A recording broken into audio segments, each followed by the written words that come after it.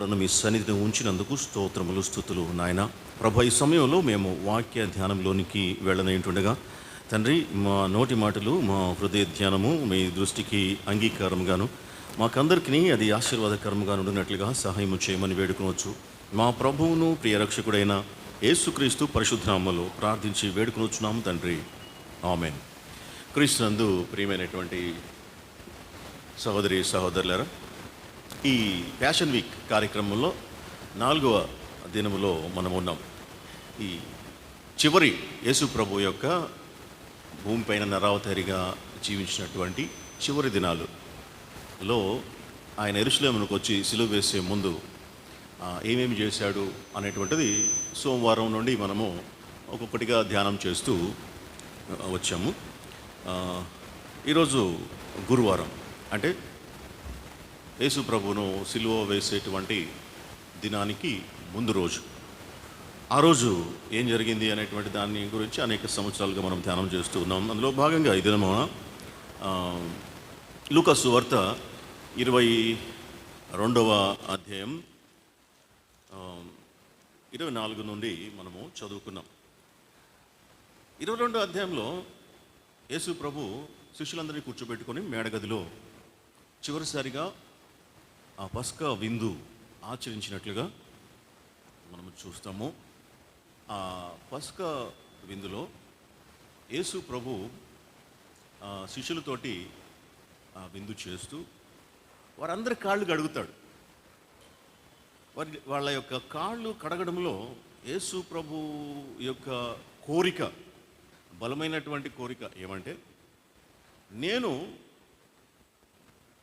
దేవుడినయ్యుండి, మీకు బాస్నయ్యుండి, గురువునయ్యుండి నేను మీ కాళ్ళు కడుగుతున్నాను అంటే దాని ఉద్దేశము నన్ను నేను తగ్గించుకున్నాను.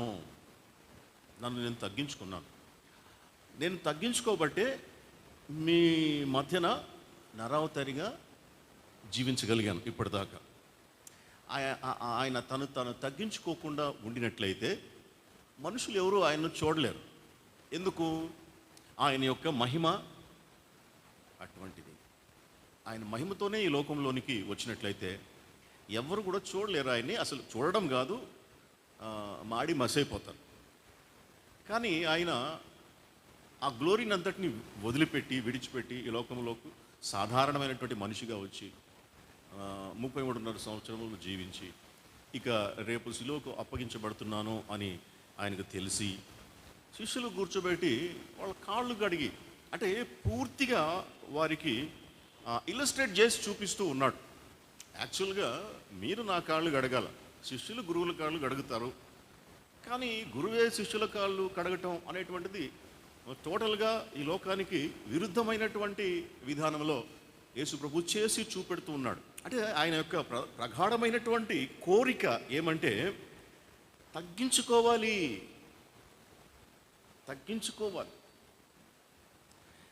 ఇప్పుడు మనం తగ్గించుకోకపోతే ఎవడైనా మనల్ని తగ్గించాడు అనుకోండి, అది అవమానకరంగా ఉంటుంది. అందుచేతనే ఇతరులు, ఎదుటివారు మనల్ని తగ్గించకముందే మనల్ని తగ్గించుకున్నట్లయితే హెచ్చించబడతాము. ఒక ఆజ్ఞ వెంబడి ఒక ఆశీర్వాదం లేఖనాల్లో మనకు కనబడేటువంటి ప్రధానమైనటువంటి అంశం. ఒక ఆజ్ఞ దేవుడు ఇచ్చాడంటే దాని వెనకాల ఒక గొప్ప ఆశీర్వాదం కూడాను ఫాలో అవుతూ వస్తుంది. నువ్వు తగ్గించుకో అని చెప్పలే, తగ్గించుకుంటే హెచ్చించబడతావు అనేటువంటి విషయం చెప్పండి. ఇక్కడ ఆ విషయాన్ని ఒక దగ్గర 14వ అధ్యాయం, లూకా సువార్త 14వ అధ్యాయంలో ఒక చిన్న ఉపమానం చెప్తూ యేసు ప్రభు,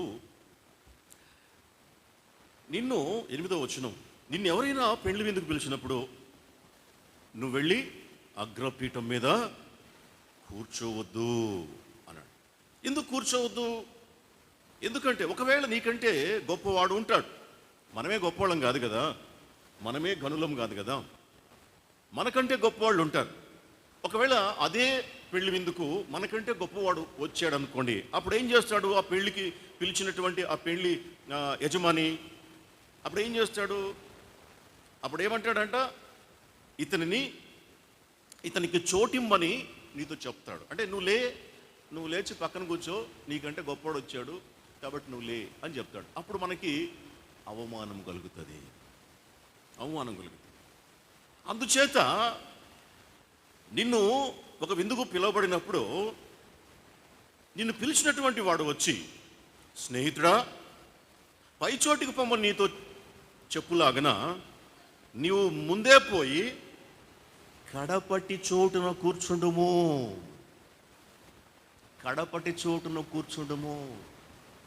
తక్కువ ప్లేస్లో కూర్చో, లీస్ట్ ప్లేస్లో నువ్వు పోయేసి ఎంచుకో.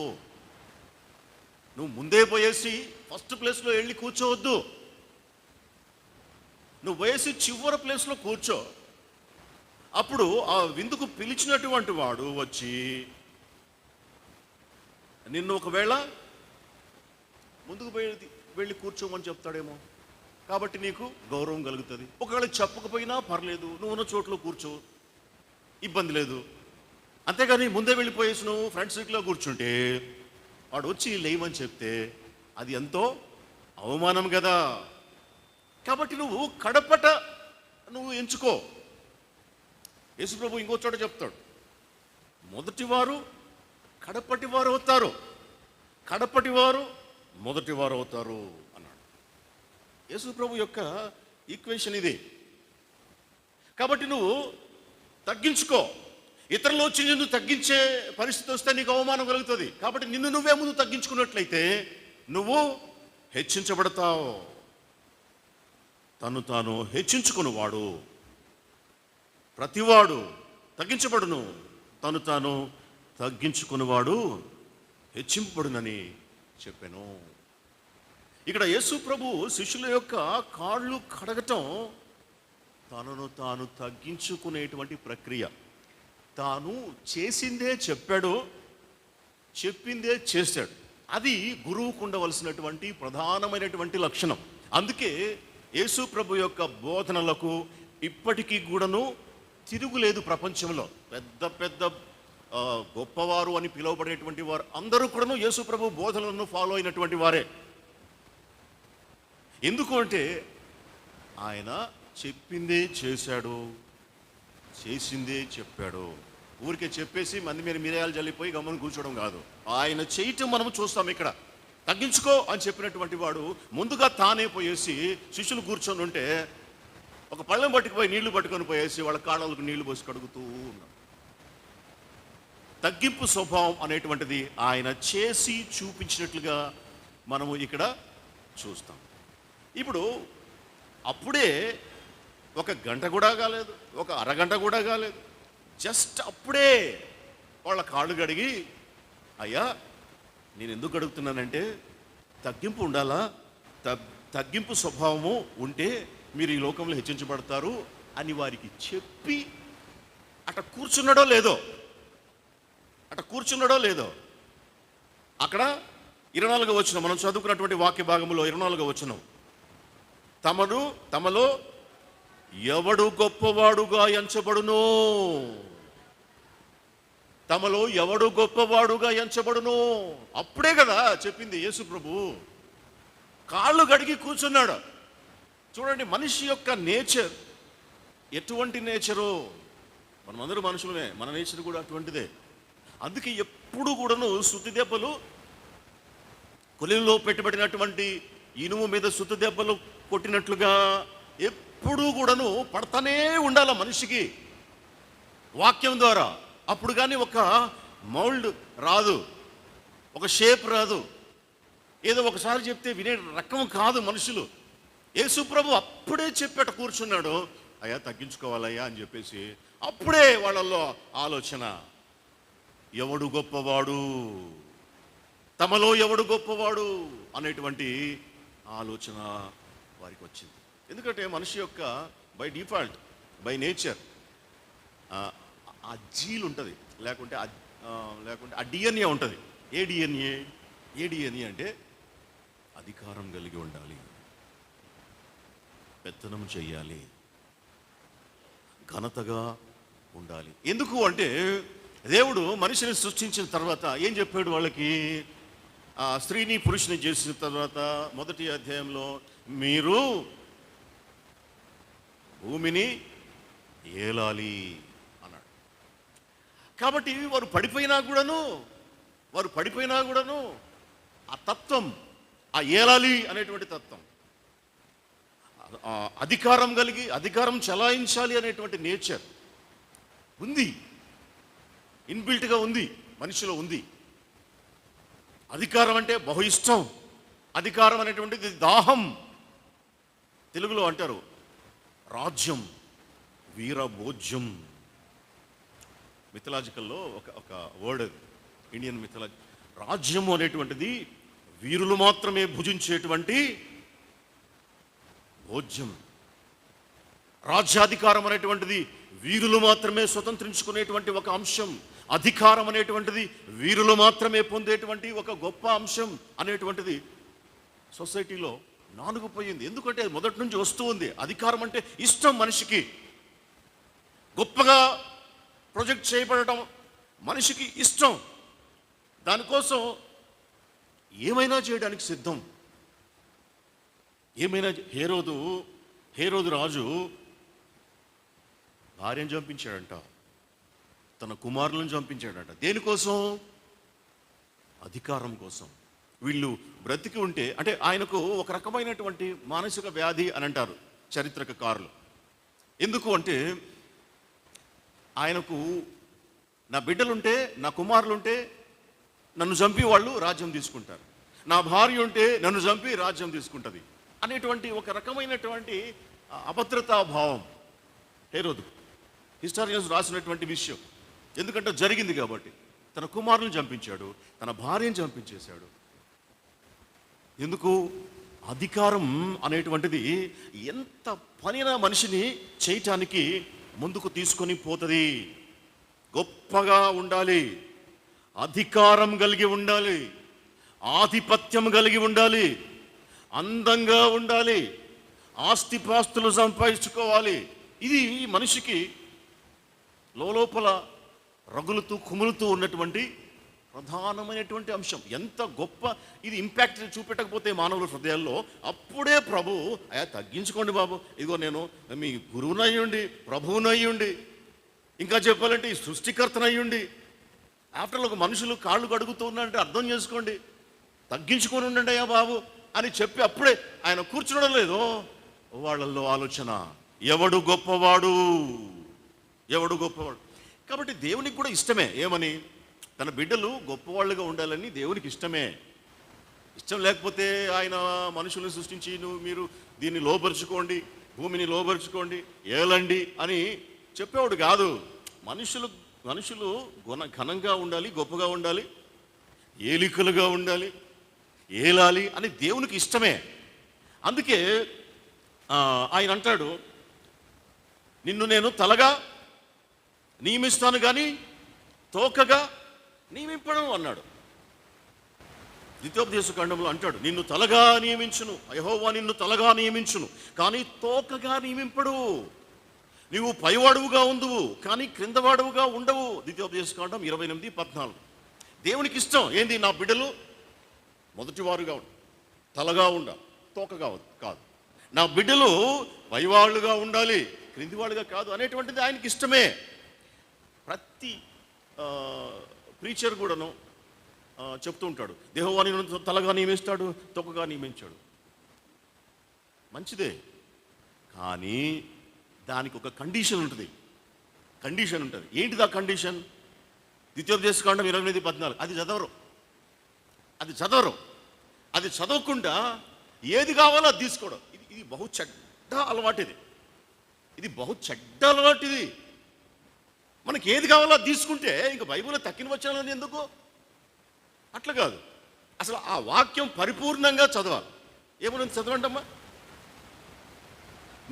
నీ దేవుడైన యెహోవా దగ్గర నుంచి చదవండి. నీ దేవుడైన యెహోవా ఆజ్ఞలను విని వాటిని అనుసరించి గైకొనిన ఎడలా, అది కండిషన్.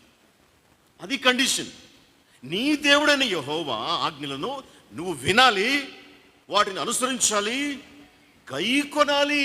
గైకొనిన ఎడల యెహోవా నిన్ను తలగా నియమించు. అది ఎక్కడ కండిషన్? అది చదవం మనం, అది చెప్పరు కూడా. చెప్పేటువంటి యెహోవా నిన్ను తలగా నియమించును, ఇది దేవుడు నీకు ఇచ్చేటువంటి వాగ్దానం. పో. ఎంత మోసం కదా అటు చెప్తే, ఎంత మోసం. ఎప్పుడన్నా చదివినరా యెహోవా నిన్ను తలగా నియమించు అనేదేమి విన్నాం కానీ మనం ఇంతవరకు కూడా. అంతకుముందు ఏం చెప్పాడు దేవుడు? ఎప్పుడు నియమిస్తాడు తలగా? ఎప్పుడు నువ్వు మొదటివానిగా ఉంటావు, ఎప్పుడు నువ్వు పైవానిగా ఉంటావు. ఆయన ఆజ్ఞలను నువ్వు విని వాటిని అనుసరించి గైకొంటే అప్పుడు నువ్వు తలగా ఉంటావు. అప్పుడే కదా ప్రభు చెప్పింది, అయ్యా తగ్గించుకోండి, తగ్గించుకోండి, అప్పుడు హెచ్చించబడతారు అని చెప్తే, తగ్గింపు లేకుండా వెంటనే వాళ్ళలో ఆలోచన, ఎవడు గొప్పవాడు మనలో, ఎవడు గొప్పవాడు అంటే ఎవరు గొప్పవాడు అంటే ఏ విషయంలో, ఏ విషయంలో గొప్పవాడు? లేకుంటే ఓకే, ఎవరి ముందు గొప్పవాడు, ఎవరి దృష్టిలో గొప్పవాడు? ఇప్పుడు ఇతడు గొప్పవాడు అని మనం చెప్పాలంటే ఒక ఒక క్రైటీరియా ఉంటుంది కదా, కొన్ని మెజర్మెంట్స్ ఉంటాయి కదా. ఇతడు పెద్దోడు లేకుంటే ఇతడు హైట్ అని చెప్పేది ఎట్లా చెప్తాము? వానికంటే చిన్నోళ్ళు ఉంటే ఇతడు చాలా హైట్ అని చెప్తాం. ఇతడు గొప్పోడు అని చెప్పాలంటే వానికంటే తక్కువ పేదోళ్ళు ఉన్నప్పుడు ఇతను గొప్పోడు అని చెప్తాం. ఇప్పుడు చాలామందికి యూత్కి నేను ఇంతకుముందు చాలాసార్లు అప్పుడు కొత్తలో వచ్చినప్పుడు చెప్పేవాడిని, బాబు విదేశాలకు వెళ్ళడం మంచిదే, సంతోషం. అయితే విదేశాలకు వెళ్ళిన తర్వాత, సెటిల్ అయిన తర్వాత మీకు ఎంజాయ్మెంట్ ఉండదు. మీకు ఎంజాయ్మెంట్ ఉండదు. ఎందుకు ఉండదు? సంపాదిస్తారు, ఇల్లు కొనుక్కుంటారు, అన్నీ ఉంటాయి, జాబ్ ఉంటుంది, కానీ తృప్తి ఉండదు, ఎంజాయ్మెంట్ ఉండదు. ఎందుకు ఉండదో తెలుసా? ఎందుకు ఉండదు అంటే, నువ్వు ఉన్నతమైనటువంటి స్థితిలో ఉన్నప్పుడు నిన్ను చూసి సంతోషపడే వాళ్ళు ఉండాలి. అప్పుడు నీకు తృప్తి కలుగుతుంది. నిన్ను చూసి కనీసం జెలస్గా ఫీల్ అయ్యే వాళ్ళన్నా ఉండాలి, అప్పుడు నీకు సంతృప్తి కలుగుతుంది. నిన్ను చూసి జెలసీగా ఫీల్ అయ్యే వాళ్ళు ఉండరు, నిన్ను చూసి గొప్పగా ఫీల్ అయ్యే వాళ్ళు ఉండరు. ఎక్కడ? ఫారిన్లో, ఎక్కడో యుఎస్ఏలోనో ఎక్కడో యూరోప్లోనో ఉంటావు. నువ్వు గొప్ప ఇల్లు కొనుక్కోవచ్చు, కానీ ఎవరు నిన్ను పట్టించుకోరు. నువ్వు గొప్ప పెద్ద కారు కొంటావు, ఎవరు నిన్ను ఆహా అనరు. మా వాడు చాలా మంచి పెద్ద ఇల్లు కొన్నాడు అనరు. ఏం తృప్తి ఉంటుంది? ఏం సంతోషం ఉంటుంది? ఎవరు ఎదుట గొప్పవాడు నువ్వు కదా? అదే కానీ ఇక్కడ ఉండి దాంట్లో సగం సంపాదించిన, 1/4 సంపాదించిన తృప్తి ఉంటుంది, సంతోషం ఉంటుంది. మన వాళ్ళతో ఉంటాం, మన వాళ్ళ దగ్గర ఉంటాం, నిన్ను చూసి కుళ్ళుకునే వాళ్ళు ఉంటారు, నిన్ను చూసి సంతోషపడే వాళ్ళు ఉంటారు. అవునా కదా? ఇక్కడ కూడాను ఏమవుతుంది అంటే, గొప్పవాడిగా ఉండాలనుకుంటున్నాం. ఎక్కడ గొప్పవాడిగా ఉండాలనుకుంటున్నావు? ఎవరి ఎదుట గొప్పవాడిగా ఉండాలనుకుంటున్నావు? ఎవరి ఎదుట? ఇక్కడ 2-3 అంశాలు ఉన్నాయి. మొదటి అంశము అంటే ఎవరి దృష్టిలో గొప్పవాడిగా ఉండాలనుకుంటున్నావు అంటే, మొదటిది మన దృష్టిలో మనమే గొప్పవారిగా ఉండాలనుకోవడం. నాకు నేనే గొప్పవాడిని, నా దృష్టిలో నేనే గొప్పవాడిని. రెండవది లోకం దృష్టిలో లేదా మనుషుల దృష్టిలో గొప్పవాడిగా ఉండటం. మూడవది దేవుని దృష్టిలో గొప్పవాడిగా ఉండటం. మొదటిది మన దృష్టిలో మనము గొప్పవారిగా ఉండాలి అని అనుకున్నట్లయితే, అంటే నా దృష్టిలో నేను గొప్పవాడిని అనుకోవడం అనేటువంటిది ఎటువంటిది అంటే, అది కొంతమంది సెల్ఫ్ కాన్ఫిడెన్స్ అనుకుంటారు. సెల్ఫ్ కాన్ఫిడెన్స్ వేరు, ఓవర్ కాన్ఫిడెన్స్ వేరు. సెల్ఫ్ కాన్ఫిడెన్స్ అంటే నేను చేయగలను అని అనుకోవడం, నేను చేస్తాను, చేయగలను అంటే నా క్యాపబిలిటీ పైన నాకు నమ్మకం ఉంది, నేను చేస్తాను ఈ పనిని అని అనుకోవడం సెల్ఫ్ కాన్ఫిడెన్స్. నేనే చేస్తాను, నేను మాత్రమే చేయగలను అని అనుకోవడము అది ఓవర్ కాన్ఫిడెన్స్. నేను మాత్రమే చేయగలను అంటే దాని అర్థం ఏంటంటే, నేను నా దృష్టిలో నేనే గొప్పవాడిని, నాకంటే గొప్పవారు లేరు, ఉండరు అని అనుకోవడం, ఇది సెల్ఫ్ రైచియస్నెస్, స్వనీతి. ఇంకొంచెం ఒక మెట్టెక్కితే అది ఏమవుతుంది? గర్వం. దేవునికి అసహ్యమైనటువంటి పాపం గర్వం. నాకు నేను గొప్పవానిగా ఉండాలి అనుకున్న ప్రతిసారి కూడాను అది గర్వమునికి దారితీస్తుంది, గర్వానికి దారితీస్తుంది. ఈ గర్వము అనేటువంటిది సాతానీయమైనటువంటి ఆలోచన. గర్వంతోటే సాతానుడు అయినాడు. ఒకప్పుడు ఈ గర్వము లేనప్పుడు సాతాను అభిషేకించబడినటువంటి కెరూబు, దూత, శరాబులు, కెరూబులు ఉన్నాయి కదా దేవుని సన్నిధిలో, అటువంటి వాళ్ళలో ఒకడు. అయితే వాని యొక్క సౌందర్యమును చూసుకుని, హెజ్కేలు గ్రంథం 28:17 ఉంటుంది, నీ సౌందర్యమును చూసుకుని నీవు గర్వించిన వాడవై నీ తేజస్సు చూసుకుని నీ జ్ఞానము చెరుపుకుంటివి. నేనే నేనే నేనే అందంగా ఉన్నాను, నేనే గొప్పగా ఉన్నాను, నేనే బలవంతుణ్ణి అనేటువంటి ఆలోచన వాని మనసులోకి వచ్చింది. యెషయా గ్రంథం చాలాసార్లు మనం చదువుకున్నాం. యెషయా గ్రంథం 14:13-14 వచనాల్లో రాయబడి ఉంది, ఎట్లా పడ్డావు నువ్వు ఓ అపవాది, ఓ సాతానో, ఓ వెలుగుదూత, ఓ తేజో నక్షత్రమా, ఓ వేకువ చుక్క, ఇవన్నీ సాతాను పేర్లు. ఇవన్నీ నువ్వు ఏ విధంగా ఆకాశం నుండి పడ్డావు కింద అని అడుగుచూ అక్కడ సమాధానం రాస్తాడు. ఏమనుకున్నాడంటే వాడు మనసులో, తన మనసులో, అదే కదా మనకు ప్రధానమైనటువంటి, నా మనసుకి నా గురించి నేనేమనుకుంటున్నాను అనేటువంటిది ఇక్కడ ప్రధానమైనటువంటి విషయం. తన గురించి తాను ఏమనుకున్నాడంటే అపవాది, నేను ఆకాశంలోకి ఎక్కిపోయేదను. యెషయా గ్రంథం 14:13-14, నేను దేవుని నక్షత్రములకు పైగా నా సింహాసనమును హెచ్చింతును, ఉత్తర దిక్కున సభాపర్వతం మీద కూర్చుందును, మేఘమండలం మీదకి ఎక్కుదును, మహోన్నతులతో సమానముగా నన్ను నేను చేసుకుందును అని నీ మనస్సులో అనుకుంటివి కదా. అందుకే నేను దేవుడు పైన నుంచి కింద పడేశాడు. గర్వం. ఏమనుకున్నాడంట? నేను ఆకాశంలోకి ఎక్కిపోయేదను. నాకొద్దా ఆ స్థానం? నేను కూడాను మహిమ కలిగినటువంటి వాడినే కదా, నేను కూడాను సౌందర్యము కలిగినటువంటి వాడినే కదా.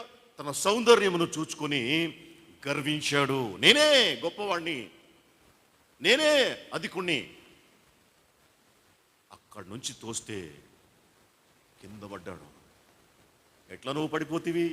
ఈ రకమైనటువంటి అభిప్రాయం, నేనే చేయగలను, నేనే గొప్పవాణ్ణి, నేనే బలవంతుణ్ణి అని అనుకోవడం మనిషిని దేవుడికి దూరంగా చేస్తుంది.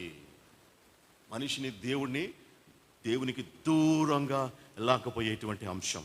కాబట్టి అది కరెక్ట్ కాదు. రెండవది, లోకం దృష్టిలో గొప్పవాడిగా ఉండాలి, మనుషుల దృష్టిలో గొప్పవాడిగా ఉండాలి. ఇప్పుడు ఇక్కడ సమస్య అదే. శిష్యులకి సమస్య ఎక్కడొచ్చింది? ఎవరు గొప్పవాడు, ఎవరు గొప్పవాడు. కాబట్టి మొదటిది మనుషుల దృష్టిలో, రెండవది మొదటిది మనము గొప్పవాళ్ళము, రెండవది మనుషుల దృష్టిలో గొప్పవాళ్ళుగా ఉండాలి, లోకం దృష్టిలో గొప్పవాళ్ళుగా ఉండాలి అని అనుకోవడం. చూడండి, మనల్ని మనము చూసుకునేటువంటి విధానం వేరు, లోకం మనలను చూసేటువంటి విధానం వేరు. అదే సమయంలో దేవుడు మనలను చూసేటువంటి కోణం వేరుగా ఉంటుంది. ఎప్పుడైతే మనము మనుషుల ముందు గొప్పవారిగా ఉండాలి, మనుషులు నన్ను గొప్పవాడు అని అనుకోవాలి అని అనుకుంటామో, అది ఎటువంటి ఆలోచన అని చెప్పేసి నువ్వు చెప్పాడంటే లూకాసు వార్త 16:15 రాయబడి ఉంది. ఇది పరిసయ్యుల తత్వం. పరిసయ్యుల తత్వం. పరిసయ్యులకు ఆస్తి ఉంది, పరిసయ్యులకు జ్ఞానం ఉంది, పరిసయ్యులకు హోదా ఉంది, పరిసయ్యులకు అన్నీ ఉన్నాయి ఈ లోక సంబంధించి. కానీ పరిసయ్యులను దేవుడు ప్రక్కన పెట్టేస్తున్నాడు. కారణం ఏమంటే ఇదే సమస్య. వారు మనుష్యుల ఎదుట నీతిమంతులుగా లేదా గొప్పవాళ్ళుగా ఉండాలి అని కోరుకుంటారు, అంతే. అది దేవునికి ఇష్టం లేదు. వారికి అన్నీ ఉన్నప్పటికీ కూడాను వారి సమస్య ఏంటంటే వారు మనుష్యుల దృష్టికి గొప్పవారిగా ఉండాలి. చదవండి 16-15. ఆయన పరిచయులతోటి ఈ మాట అంటున్నాడు, మీరు మనుష్యుల ఎదుట నీతిమంతులు అని అనిపించుకునేవారు. కానీ దేవుడు మీ హృదయంలో ఎరుగును. మనుష్యులలో ఘనముగా గొప్పగా ఎంచబడినది దేవుని దృష్టికి అసహ్యము. చూసారా, మనము మనుషుల దృష్టిలో గొప్పవాళ్ళుగా ఉండాలి, ఘనంగా మనం పోస్ట్ చేయబడాలి అని ఎప్పుడైతే మనం అనుకుంటామో అది దేవుని దృష్టికి అసహ్యం. మనకు తెలియకుండానే మనము దేవునికి అసహ్యమైనటువంటి పనులు చేస్తూ ఉంటాం. ఇది చాలా అవేర్నెస్ ఉండాలి ఇట్లాంటి విషయాల్లో, మనకు ఆత్మీయమైనటువంటి విషయాలు. ఇది చాలామంది పెద్దగా పట్టించుకొని, కానీ ఇటువంటి విషయాల్లోనే కొట్టుకుపోయేది. గాలివానం వచ్చి కొడితే దాని పాటు గొప్పది అని చెప్పాడు కదా, ఆ విధంగా కొట్టుకొని పోతారు ఇటువంటి విషయాలు అశ్రద్ధ చేస్తే. ఇక్కడ చెప్పబడినటువంటి మాట ఏంది? మనుషుల దృష్టిలో గొప్పవారు అని అనిపించుకోవాలి అనేటువంటి తత్వం, అది పరిసయ్యుల తత్వం. అది దేవుని దృష్టికి అసహ్యం. ఇప్పుడు దేవుని దృష్టికి అసహ్యమైనటువంటి కార్యాలు చేస్తూ ఎవడైనా కానీ మంచిగా ఈ లోకంలో బ్రతకగలడా? అనుకుంటాం మనం, నేను ఏం తప్పు చేశాను, నేను ఏం పాపం చేశాను, దేవుడు నాకు ఎందుకు ఇంత శిక్ష? మనకు అర్థం కాదు మన తప్పులు, మనకు అర్థం కాదు మన యొక్క లొసుగులు. మన ఆలోచన అంటే మనం కాదు, జనరల్గా చెప్తున్నా, మన ఆలోచన ఏమని ఉంటుంది? చూసేవారికి నేను గొప్పగా కనపడాలి, నన్ను చూసేవారు ఆహా అనుకోవాలి. పరిసయ్యుల ఆలోచన, మనుషులు నన్ను నీతిమంతులు అనుకోవాలి. మీరు మనుషులు ఎదుట నీతిమంతులు అనిపించుకునేవారు. దేవుడు మీ హృదయాలు తెలుసు. ఇది మనుషులు ఏదైతే ఘనముగా ఎంచుతూ ఉన్నారో అది దేవుని దృష్టికి అసహ్యం. అందుకే ముందు చెప్పింది, మనుషులు చూసే కోణం వేరు, మనలను దేవుడు చూసే కోణం వేరు. అది ఎప్పుడు రాసి పెట్టుకోవాలి మన బుర్రలో, మన హృదయాల మీద. మనుషులు మనలను చూసే విధానం వేరు. అందుకే అంటాడు, మనుషులు మిమ్మల్ని పొగుడునప్పుడు ఏమన్నాడు యేసు ప్రభు? మీకు శ్రమ అన్నాడు. మనుషులు మిమ్మల్ని పొగుడునప్పుడు మీకు శ్రమ. ఎందుకంటే మనం ఏం చూస్తాం? మనల్ని పొగడ్తలతో ముంచెత్తినప్పుడు, మనల్ని ఎత్తిపట్టినప్పుడు ఆహా ఓహో అనుకుంటాం. ఇది కదా మనకు కావాల్సింది, ఇదే కదా మనకు కావాల్సింది అనుకుంటాం. మనం సంతోషంతో పొంగిపోతాం. కానీ దేవుని చూసేటువంటి కోణం వేరే ఉంది. మనుషులు చూసేటువంటి ఆ పర్స్పెక్టివ్ వేరుగా ఉంటుంది, దేవుని యొక్క పర్స్పెక్టివ్ వేరేగా ఉంటుంది. దేవుని దృష్టికి మనం మంచిగా ఉందామా, మనుషుల దృష్టికి మంచిగా ఉందామా? దేవుని దృష్టికి గొప్పగా ఉండాలని ప్రయత్నం చేద్దామా, లేదా మనుషుల దృష్టికి గొప్పగా ఉండాలని ప్రయత్నం చేద్దామా? అసలు ఏంది? అసలు మన ప్రయత్నం ఏంది? అసలు మన పని ఏంది? మనం ఏం చేస్తున్నాం? ఏం చేయాల్సినటువంటి వారు? క్లారిటీ ఉండద్దా? క్లారిటీ ఉండాలి కదా. ప్రభువు చెప్తా ఉన్నాడు, మనుషుల దృష్టిలో మీరు గొప్పవాళ్ళుగా ఉండాలనుకుంటున్నారు, కానీ నా దృష్టిలో అసహ్యం, అది అసహ్యం. సమూయేలుకు దేవుడు చెప్పాడు ఏమని? నేను ఒక రాజుని నియమించాలనుకుంటున్నాను, సౌలుని త్రోసివేశాను. సౌలు కాదు, సౌలు ప్లేస్లో ఇంకొక ఆయన నేను రాజుగా నియమిస్తున్నాను. నువ్వు యెష్షయి అనేటువంటి ఆయన ఇంటికి వెళ్ళి వారి కుమారుల్లో ఒకరిని రాజుగా నువ్వు నియమించుము అని చెప్పేసి సమూయేలు ప్రవక్తని దేవుడు యెష్షయి అనేటువంటి ఆయన ఇంటికి పంపిస్తాడు. జెస్సీ ఆయన ఇంటికి వెళ్ళినప్పుడు వారి పెద్ద కుమారుడు అనేటువంటి ఎలియాబు అనేటువంటి ఆయన ఫస్ట్ వస్తాడు. యెష్షయి పెద్ద కుమారుడు ఎలియాబు. ఆయన చూడగానే సమూయేలు ఆయన ఎత్తు, ఆయన పొడవు, ఆయన బలము, ఎందుకంటే ఆయన మిలిటరీ మ్యాన్ ఎలియాబు, చూడగానే ఆహా ఇతనే కదా దేవుడు కోరుకునేటటువంటి వ్యక్తి అని చెప్పేసి ఆయన్ను అభిషేకించడానికి ముందుకు పోతాడు. మొదటి సమూయేలు గ్రంథం 16వ అధ్యాయం 7వ వచనం చదవండి. మొదటి సమూయేలు 16:7. అప్పుడు దేవుడు అంటూ ఉన్నాడు, అయితే యెహోవా సమూయేలుతో ఈలాగున సెలవిచ్చెను.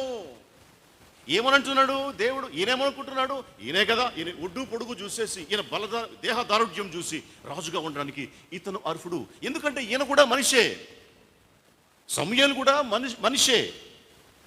ఒక మనిషి ఎట్లా చూస్తూ ఉన్నాడో అట్లాగే చూస్తున్నాడు.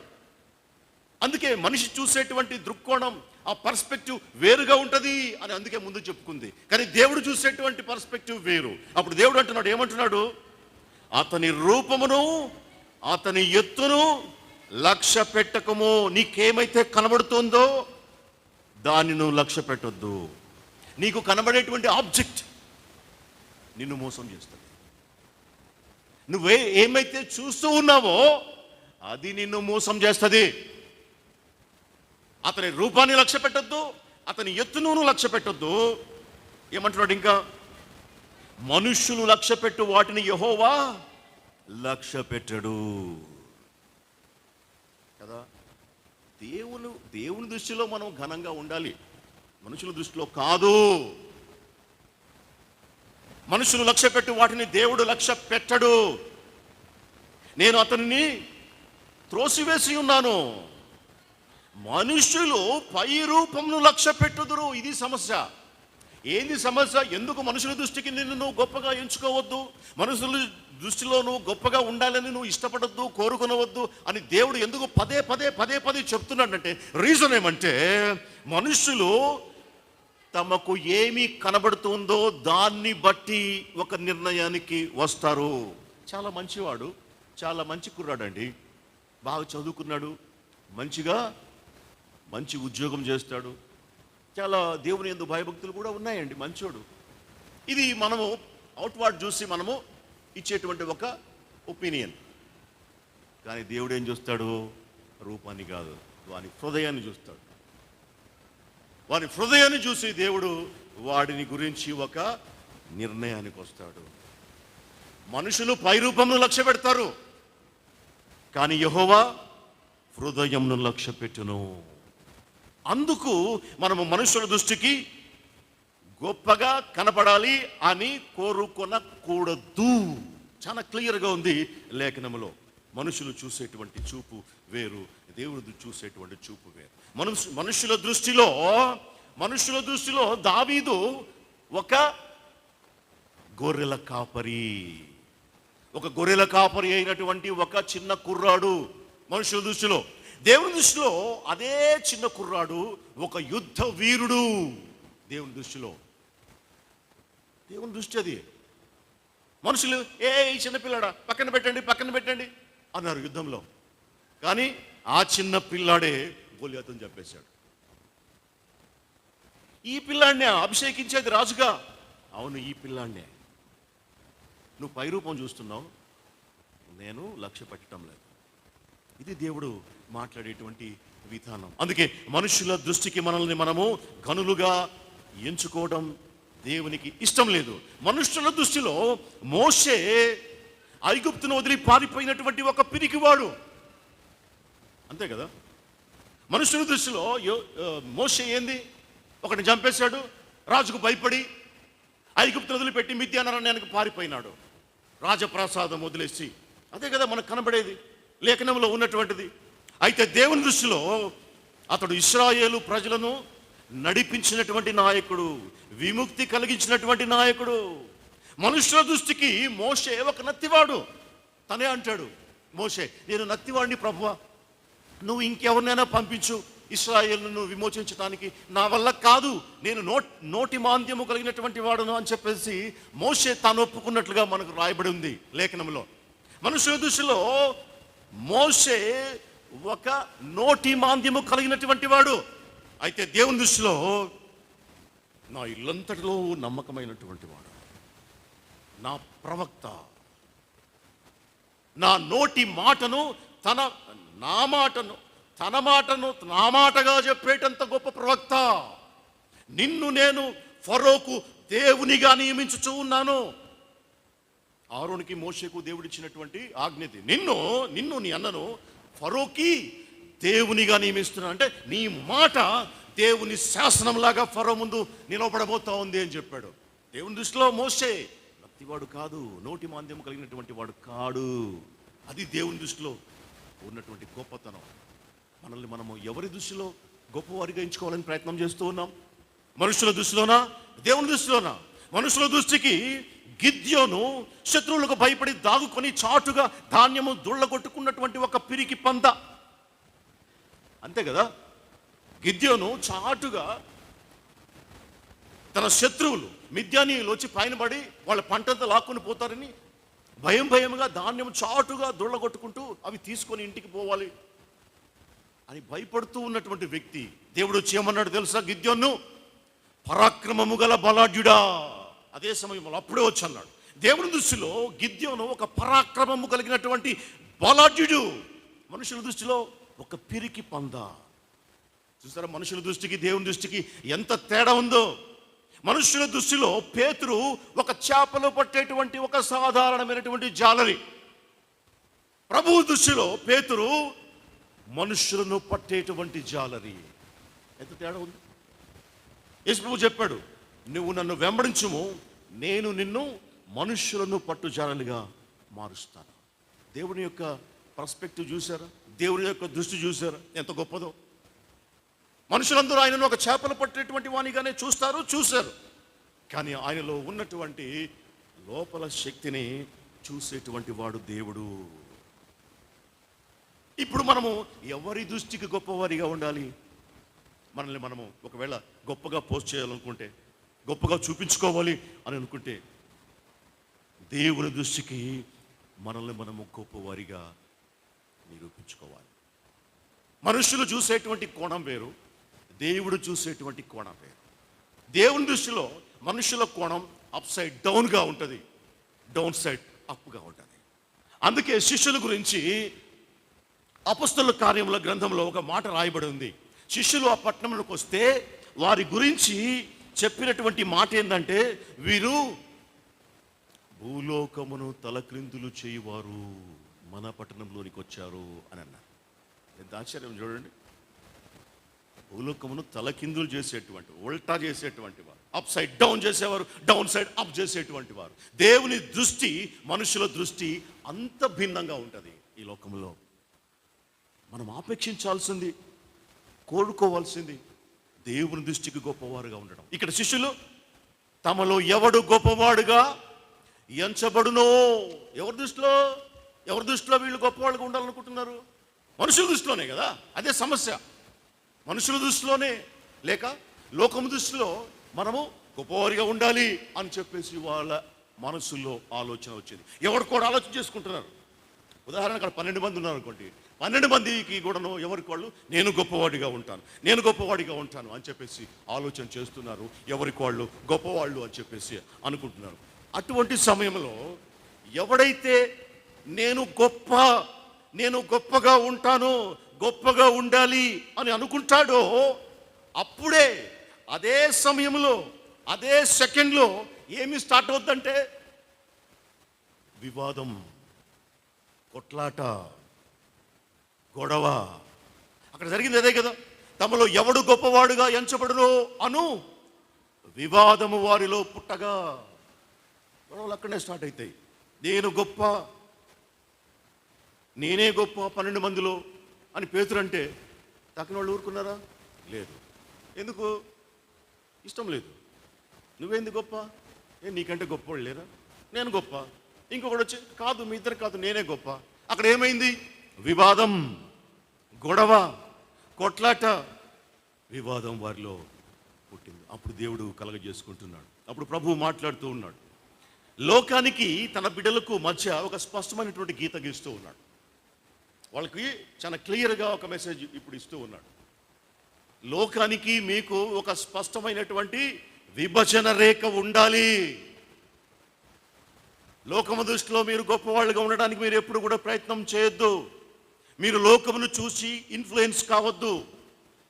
లోకములో నుండి మిమ్మల్ని నేను ఏర్పరచుకున్నాను, ఎన్నుకున్నాను, ప్రత్యేకపరుచుకున్నాను. అదే కదా సంఘం అంటే. చెప్పుకోవడానికి మనం బాగా చెప్పుకుంటాం. ఏమని? లోకములో నుండి ఎన్నుకొనబడినటువంటి వారము, ప్రత్యేకపరచబడినటువంటి వారము, ప్రత్యేకమైనటువంటి జనం అని చెప్పుకుంటాం కదా. మనల్ని మనం క్రైస్తవులు అంటే ఎవరు? సంఘం అంటే ఏంటిది? ఏర్పరచబడినటువంటి వారి సమూహం, పిలువబడినటువంటి వారి గుంపు. ఎవరి చేత? దేవుని చేత పిలువబడినటువంటి వారు, దేవుని చేత ఏర్పాటు చేయబడినటువంటి వారు కదా. మరి అటువంటి మనము లోకం ముందు గొప్పవాళ్ళుగా ఉండాలి అని ఎందుకు అనుకోవాలి? అది దేవునికి ఇష్టమా? అది దేవుని చిత్తమా? కాదు కదా. అందుకే దేవుడు గుర్తు చేస్తూ ఉన్నాడు, ప్రభు గుర్తు చేస్తూ ఉన్నాడు, మీరు ఏర్పాటు చేయబడినటువంటి వారు, మీరు ఈ లోకంలోనే ఉన్నారు, ఈ లోకంలోనే ఉన్నారు. ఈ లోకంలోనే నేను మిమ్మల్ని సపరేట్ చేశాను, ప్రత్యేకపరిచాను. కాబట్టి ఈ లోకంలో ఉన్నటువంటి ఈ system of the world, principalities of the world మిమ్మల్ని ఇన్ఫ్లుయెన్స్ చేయడానికి వీలు లేదు. మీరు లోకానికి ఆకర్షితులు కావటానికి వీలు లేదు. లోకం అంటే ఏంది? లోకం అంటే ఇక్కడ ఈ ప్రత్యేకమైనటువంటి సందర్భంలో చెప్పబడినటువంటి మాట, ఆ అర్థం ఏమంటే లోకం అంటే సిస్టమ్. ఈ లోకాధికారి అని ఎవరి గురించి అన్నాడు ప్రభు? గెత్సెమనే వనంలో సాతాను గురించి అన్నాడు. ఈ లోకాధికారి వచ్చుచున్నాడు, వానికి నాకు ఏం సంబంధం లేదు. ఈ లోకాధికారి అని అపవాదికి పేరు పెట్టాడు యేసు ప్రభు. ఈ లోకాధికారి అంటే అర్థం ఏంటంటే ఈ లోకంలో ఉన్న అధికారం అంతా వాడిదే అనేటువంటి అర్థం కాదు. అక్కడ అర్థం ఏంటంటే ఈ లోకంలో ఉన్నటువంటి సిస్టమ్, పద్ధతులు. అందుకే 1 యోహాను పత్రిక 4వ అధ్యాయంలో మీలో ఉన్నవాడు లోకంలో ఉన్నవాని కంటే గొప్పవాడు అనేటువంటి మాటను చెప్తాడు. లోకంలో ఒకడున్నాడు, వాడు ఈ యొక్క సిస్టమ్స్ ఏవైతే ఉన్నాయో, ఈ ప్రిన్సిపాలిటీస్ ఏవైతే ఉన్నాయో వాటన్నిటికీ కూడాను వాడు పెద్ద.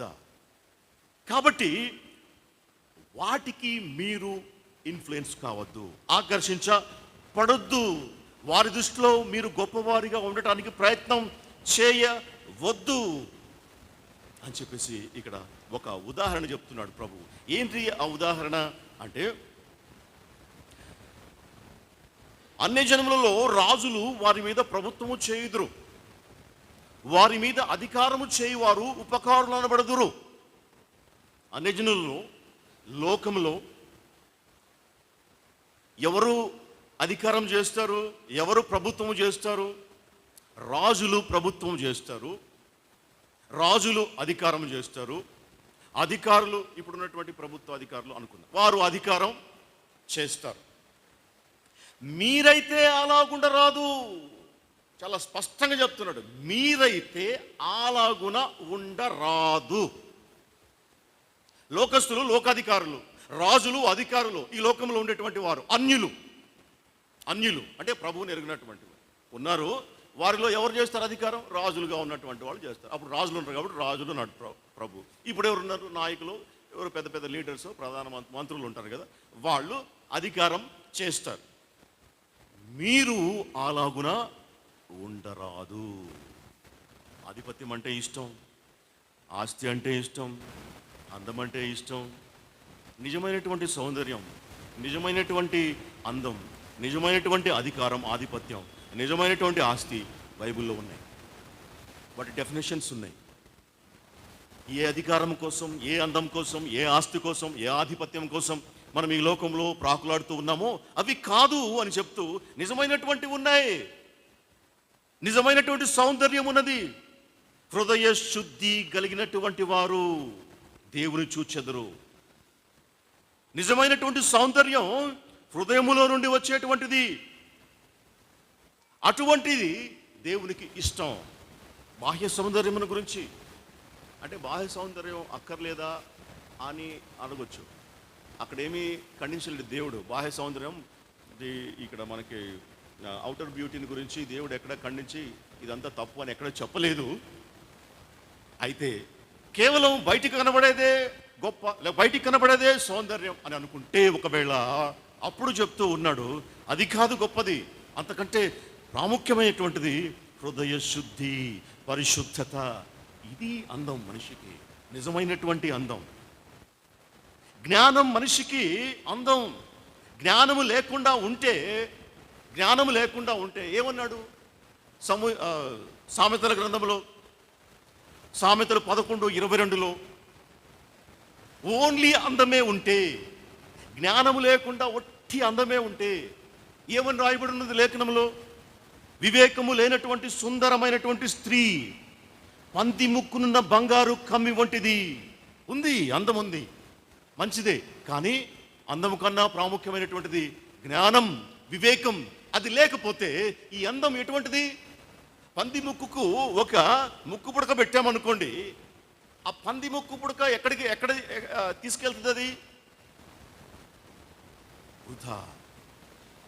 వివేకం, జ్ఞానం లేకపోతే అందం వృధా.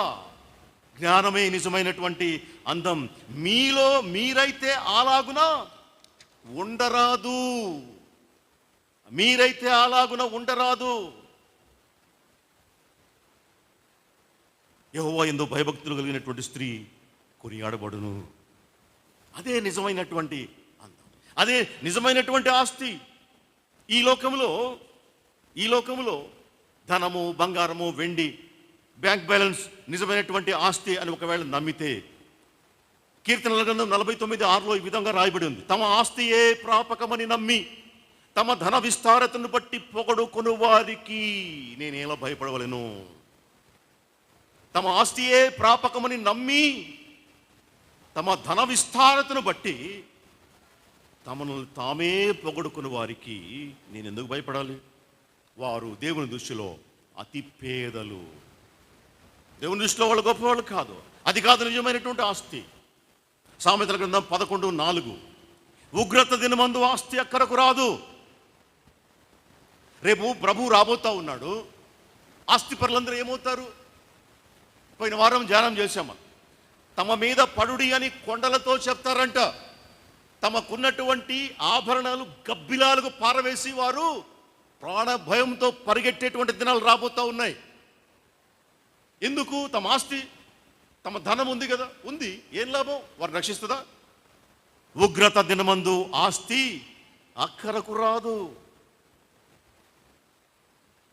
నీతి మరణం నుండి తప్పించును. నీతి, దేవుని నీతి, అది గొప్పది ఈ లోకంలో. ధనం అవసరమే. ధనం లేకుంటే ధనాన్ని మనము వాడుకోవాలి, చక్కగా వాడుకోవాలి, తెలివిగా వాడుకోవాలి. ధనము అవసరతలను తీరుస్తుంది. కానీ ధనమున్నోడల్లా దేవుని దృష్టిలో గొప్పవాడు కాదు. ఒకవేళ మనుషుల దృష్టిలో గొప్పవాడైతే కావచ్చు, దేవుని దృష్టిలో కాదు. నేనే గొప్పవాడిని అనుకుంటే ప్రభు అంటున్నాడు, మీరైతే అలాగున ఉండరాదు. మీరైతే అలాగున ఉండరాదు. మరి ఎలాగుండాలంట? మీలో ప్రభు చెప్తున్నాడు, మీలో గొప్పవాడు చిన్నవాని వలెను. అది మీలో గొప్పవాడు. ఒకవేళ నేను గొప్పవాడిని అని అనుకుంటే, లేక నిజంగా మీరు గొప్పవాళ్ళు అయితే మీరు ఎట్లా ఉండాలి అని చెప్తున్నాడంటే ప్రభు, చిన్నవాని వలే ఉండాలి. చూడండి, చిన్నవాడు వేరు, చిన్నవాని వలే ఉండేవాడు వేరు. అక్కడ మనం చాలా మైన్యూట్గా ప్రభు పాయింట్ అక్కడ మనకు తెలియజేస్తున్నాడు. నువ్వు గొప్పడివే. ప్రభు యొక్క అర్థం ఏంటంటే, నువ్వు 100 times గొప్పడివే. నువ్వు గొప్పడివే. అయితే నువ్వేం చేయాలంటే, నీ గొప్పతనం బయటపడాలంటే నువ్వేం చేయాలంటే, చిన్నవాని వలే ఉంటే చాలు. చిన్నవాని వలే ఉంటే చాలు. ఇంకా ఏమంటున్నాడు? అధిపతి పరిచారకుని వలే ఉంటే చాలు. చూసారా దేవుడు ఎంత వెసులుబాటు మనకి ఇస్తా ఉన్నాడు. నువ్వు అధిపతివే, నువ్వు అధికారివే, నువ్వు బలం కలిగినటువంటి వాడివే, నువ్వు గొప్పవాడివే. అయితే నువ్వు ఎట్లా బిహేవ్ చేయాలో తెలుసా?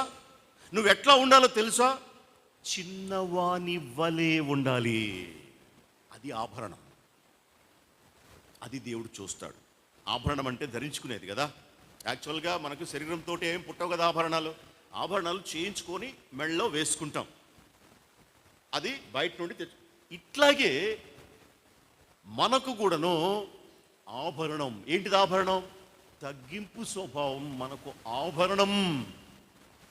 నువ్వు గొప్పవాడివే, గొప్పవాడిగా ఉండాలి, గొప్పవాడిగా చలామణి కావాలి అని నీవు కోరుకుంటే నువ్వు ఎట్లా ఉండాలి అంటే చిన్నవాని వలె ఉండాలి.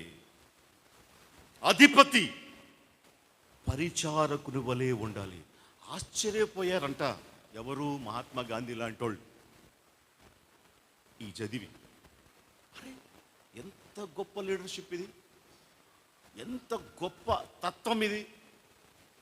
అది అప్లై చేశారు. ఇది అప్లై చేయబట్టే జాతి పిత, ఆయన పేరు వచ్చింది. ఆయన అందుకే మహాత్మా గాంధీ అంటాడు, యేసు ప్రభువు లాంటి గురువు ఇంకా ఎవ్వరూ లేరు, ఉండరు. ఆయన ఆయన స్వకీయమైనటువంటి ఆత్మకథలో రాసుకున్నటువంటి మాటలు ఇవి. మహాత్మా గాంధీ ఆయన బోధలకు అంతగా ఈల్డైపోయాడు గాంధీ గారు. ఎందుచేత? అవి సత్ఫలితాలను ఇచ్చాయి. వాటిని అనుసరించినప్పుడు వాటి ఫలాన్ని ఆయన అనుభవించాడు. అరే, ఇంత గొప్పతనం ఈ చిన్న సూత్రంలో ఉందా? ఈ చిన్న సూత్రంలో నాయకుడిగా ఉండవలసినటువంటి వాడు చిన్నవాని వలె ఉండాలనా? అధిపతిగా ఉండవలసినటువంటి వాడు, అధిపతిగా ఉండాలనుకునేటువంటి వాడు సేవకుడిలాగా ఉండాలనా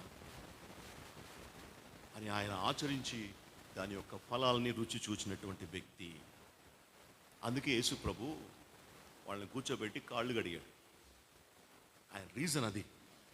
ఆయన కాళ్ళు కడగటంలో ఉద్దేశం ఏంటంటే ఆయన ఇల్లస్ట్రేట్ చేసి చూపెట్టాడు. ఊరికే చెప్పడంగా కాకుండా, నేను మీకు ప్రభువును, నన్ను మీరు ప్రభు అని పిలుస్తున్నారు, నేను ప్రభువును కాబట్టి ప్రభువునే, అయినా కూడా నేను మీ కాళ్ళను కడుగుతూ ఉన్నాను అంటే దాని అర్థమైంది, నేను గొప్పోడిని, నేను అధిపతిని, అయినా కూడా నేను మీ మధ్యన చిన్నవాణి లాగా మీ కాళ్ళు కడిగి తుడుస్తూ ఉన్నాను.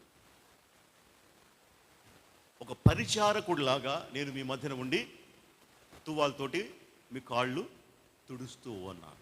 నాకు అవసరం లేదు, నాకు ఇలా చేయాల్సిన అవసరం లేదు.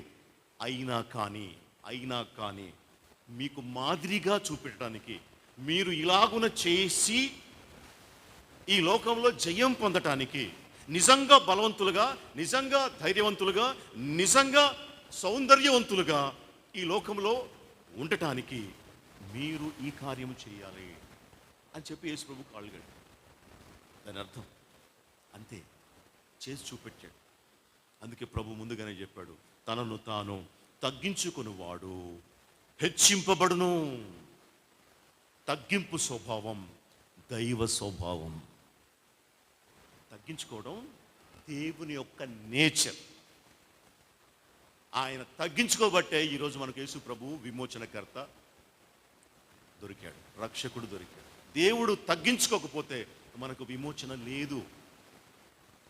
దేవునిలో ఉన్నటువంటి తత్వం తగ్గింపు స్వభావం, అది ఆయన తన శిష్యులకి చేసి చూపెడుతూ ఉన్నాడు. మీలో మీరు తనుకోబాకండి ఎవరు గొప్పవాడు అని. గొప్పవాడిగా ఉండాలని మీకు ఇష్టం కలిగిందా?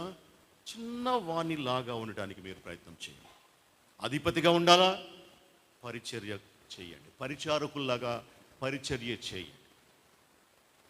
తగ్గించుకోండి, అప్పుడు మీరు హెచ్చించబడతారు. అట్టి కృప పరిశుద్ధాత్మ దేవుడు మనకు సమృద్ధిగా అనుగ్రహించును గాక. ఆమేన్.